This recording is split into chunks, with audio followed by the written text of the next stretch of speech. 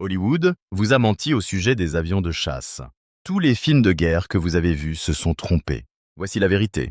Moins de 20% des victoires aériennes de la Seconde Guerre mondiale provenaient de combats aériens dramatiques.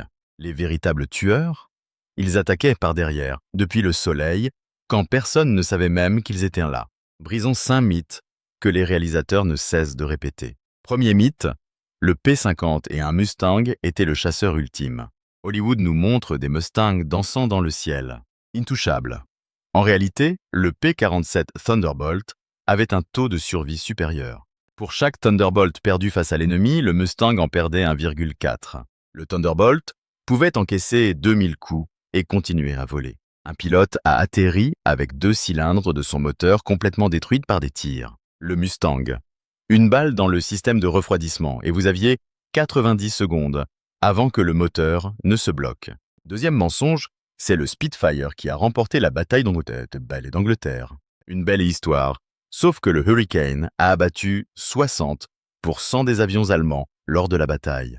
Pas 40%, ni 50, 60. Le Hurricane était moins cher, plus facile à réparer, et il y en avait presque 2 fois plus. Un Hurricane pouvait être réparé avec du tissu et voler à nouveau en quelques heures. Un Spitfire endommagé avait besoin de travaux de métallurgie qui ont pris des jours. Mais les ouragans ne sont pas aussi beaux à l'écran. Troisième mythe, le Zéro était invincible en 1942.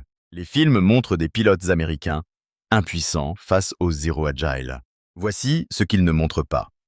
Les pilotes américains ont découvert que le Zéro ne pouvait pas piquer. À des vitesses supérieures à 350 000 par heure, les commandes du Zéro se bloquaient. Les ailerons ont littéralement gelé. Les pilotes américains ont appris à plonger pour s'échapper, et le Zéro ne pouvait pas les suivre. Au milieu de 1943, le rapport de tués s'était complètement inversé. Mais voici où les choses deviennent intéressantes. Quatrième mythe, le Messerschmitt Bf 109 était une machine à tuer. La propagande allemande prétendait que leurs pilotes remportaient des centaines de victoires. L'exagération était endémique.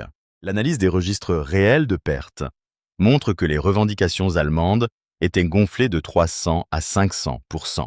Lorsque l'on compare les comptes rendus des deux camps, beaucoup de victoires n'ont en réalité jamais eu lieu.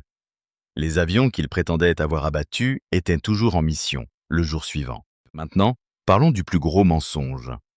On disait que le Corsair était trop dangereux pour les opérations sur porte-avions.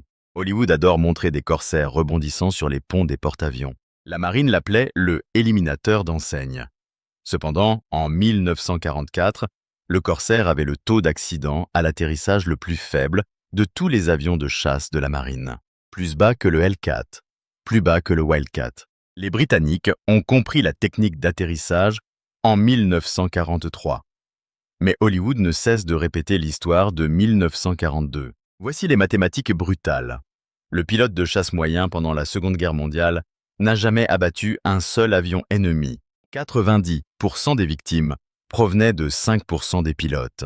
La plupart des pilotes n'ont même jamais vu l'avion qui les a tués. La majorité des pertes d'avions ne provenaient pas du tout du combat. Elles étaient dues à des défaillances mécaniques, à l'épuisement du carburant et à des erreurs de navigation. Un colonel de la Luftwaffe capturé l'a dit le mieux.